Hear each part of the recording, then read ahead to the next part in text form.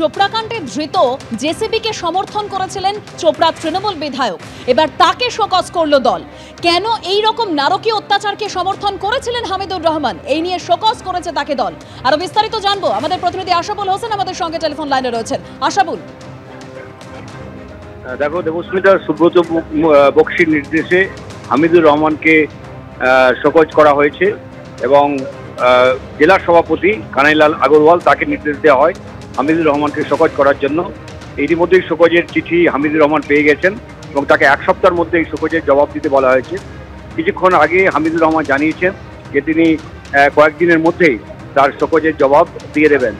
তুমি জানো যে চোপড়া কাণ্ডে হামিদুর রহমান কার্যত জেসিবির সমর্থন করে তার পক্ষে দাঁড়িয়েছিলেন এবং নির্যাতিতা মহিলার সমালোচনা করেছিলেন। এই বিষয়টিকে তৃণমূল ভালো চোখে দেখেনি এবং তারা তৃণমূল শীর্ষ নেতৃত্ব মনে করছেন এতে দলের ভাবমূর্তি ক্ষতি হয়েছে এবং দল সম্পর্কে সাধারণ মানুষের মনে ভুল ধারণা তৈরি হচ্ছে এবং সেই কারণেই কেন তিনি এই ধরনের মন্তব্য করলেন একটা সংবেদনশীল ইস্যু নিয়ে, সেইটাই তার কাছে জানতে চাওয়া হয়েছে এবং হামিদুর রহমান জানিয়েছেন তিনি শোকজ পেয়েছেন, চিঠি পেয়েছেন এবং জবাব তিনি কয়েকদিনের মধ্যেই দলকে জানিয়ে দেবেন। দেবস্মিতা, ধন্যবাদ আশাবুল। জেসিবিকে সমর্থন চোপড়া তৃণমূল বিধায়ককে শোকজ করলো এবার দল। কেন নারকীয় অত্যাচারকে সমর্থন, হামিদুর রহমানকে শোকজ। সুব্রত বক্সির নির্দেশে তৃণমূল বিধায়ককে শোকজ করলো জেলা নেতৃত্ব। 7 দিনের মধ্যে হামিদুর রহমানের জবাব তলব করলো তৃণমূল নেতৃত্ব।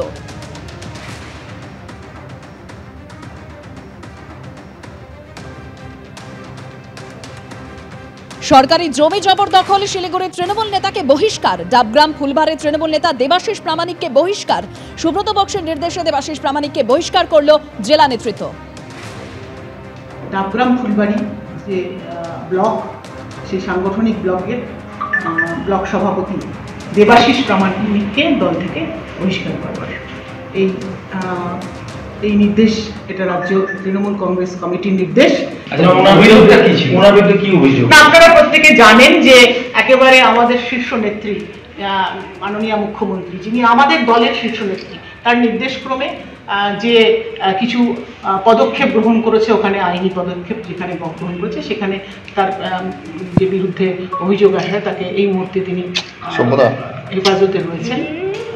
তো সেই জন্য স্বাভাবিক কারণেই এটা রাজ্য শীর্ষ নেতৃত্বের নির্দেশ এবং শীর্ষ নেতৃত্বের সিদ্ধান্ত অনুযায়ী হচ্ছে। আপনারা জানেন চোপড়া কাণ্ড সামনে আসার পর তৃণমূল বিধায়ক হামিদুর রহমান তার বক্তব্য নিয়ে তোলপাড় পড়ে গেছিল। নারকীয় অত্যাচার সত্ত্বেও মহিলার চরিত্র নিয়ে প্রশ্ন তুলে দিয়েছিলেন তিনি। ঠিক কি বলেছিলেন হামিদুর রহমান, রাখবো আপনাদের সামনে।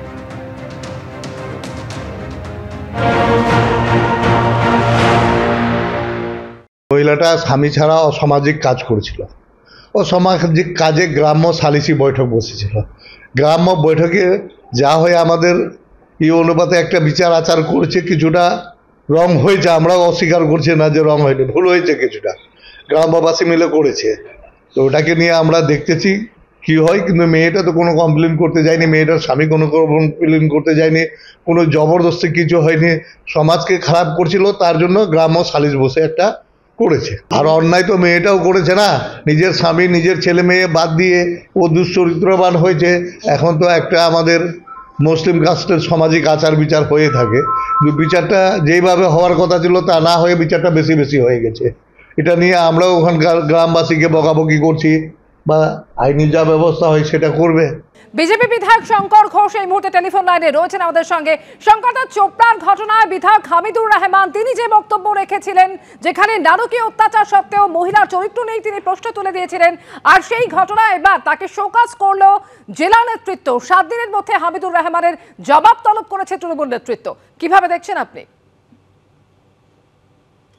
তৃণমূলের শোকজ আর ওই কাঁঠালের আমসত্ত্ব কিংবা ধান গাছ দিয়ে বাটাম তৈরি করা, ওগুলো একই জিনিস।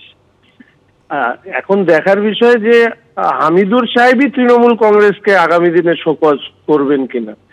হামিদুর সাহেব তো একদম তৃণমূল কংগ্রেসের একজন রত্ন, শেখ শাহজাহানের মতন। পুরো চোপড়া বিধানসভাতে একজনকেও দাঁড়াতে দেননি প্রার্থী, একদম জেলা পরিষদ থেকে গ্রাম পঞ্চায়েতের সদস্য। ওনার বক্তব্যের মধ্যে কতগুলো অসঙ্গতি আছে আপনি দেখবেন যে সেখানে উনি বলছেন যে সামাজিক আচার বিচার অনুযায়ী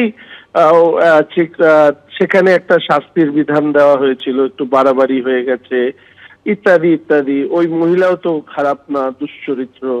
এখন তৃণমূলের আমলে এখন রাজ্যে একটা নতুন মানে সালিসি সভা বা বিচার সভা প্রস্তুত হয়েছে ন্যায় সংহিতাকে বাদ দিয়ে।